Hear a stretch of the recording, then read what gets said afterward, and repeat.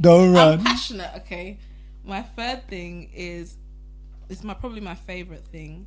The things I wish I knew is that I should have prayed for my marriage daily. I pray for my marriage daily now, but just praying for my marriage daily. Because sometimes, when things are going well, you feel like you don't need prayer. But I feel like in order to maintain your marriage and for it to go well, prayer is needed. And when I say praying, it's like praying for like the tiny things, like Lord, help us to communicate better, help us in the raising of our children, help us in connection, like these tiny things, praying about it daily just to sustain your marriage, I think is something I wish I knew before I got married. My fourth thing, I wish I knew that men are different. When I say different, yeah, capital D. In what sense? I knew there's so that in preparing, our young men and women would, yeah. Okay. We think differently. Okay.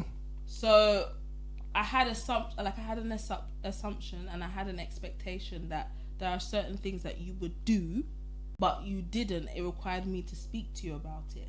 So it used to make me think like, why is he like this? But it's because we're both different. No, you were telling me this and I was actually, look, see, I think women, of course, women are wired differently from men in certain ways. And my wife was actually saying this. And, I think there was a time where the kids were going to sleep, right? And I dressed them. I'll explain. I asked you to put the pajamas on the kids, yeah? And it was winter. Okay. And in the UK it's cold. And the kids all I did was I put them on shorts, sleeves. And a vest. Okay. And a vest. And no, but that was a pajamas, right? Babe, it doesn't matter. And I thought to myself, and I'm wearing tracksuits, bear in mind, because it's cold in my house. And they've come in with shorts. It's because the room gets really hot. Babe, it doesn't. That's my thinking. It really doesn't. And in my mind, that's why I said in marriage you have to have a high level of patience, because in my mind I wanted to men and women think differently. I thought that's what you're on. Yeah, but I'm referring back to my other point. Okay. Because I thought who does that? And then but I just went back and changed them into long sleeves. But that's what I was saying, men. But think about this though, right? But I asked you but I gave you my reasons. What was your reason? Okay. So my reason was I was looking for the long sleeves one. I couldn't find it. So what do? I put them in something at least while I ride. But so I had a reason. But you see, I said this to make this point that women have this caretaking ability, I'm just saying, to be able to make a home and look after kids. And sometimes I watch my wife and I think it's innate. There are certain things she's able to do and cope with that I can't. And there are certain things I'm able to do and cope with that she can't. So I guess what you're saying, like where you say that, have at the back of your mind that men and women do things differently. Yeah. So and try not to get upset because it wasn't on purpose. No, it wasn't. Yeah, so that's why I was. It's just that I couldn't find a long. So please, if you have any comment, any point to make, can you check online for the comments and points? Shanice has been speaking. I feel like men are definitely under a lot more pressure to having it all together when they get married. Period. You go.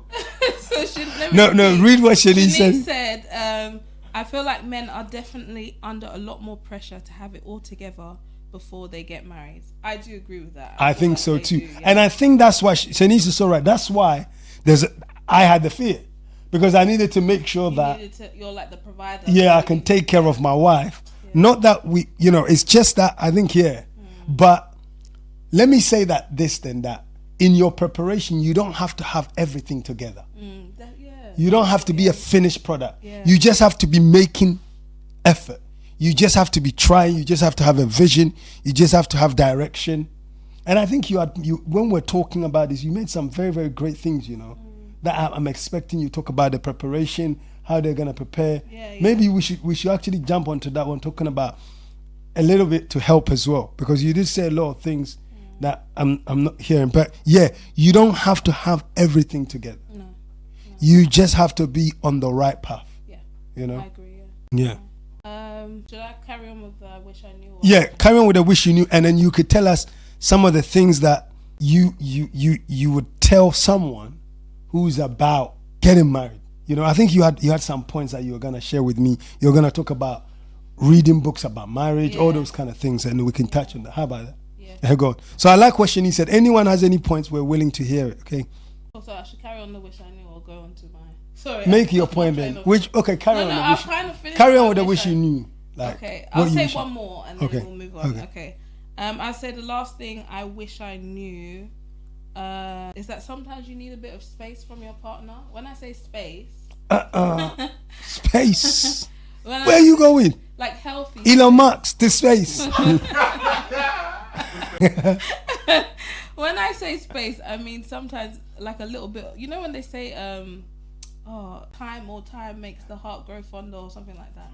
You know, sometimes when I spend a bit Is it of biblical? time, it's not biblical, but it's a good quote.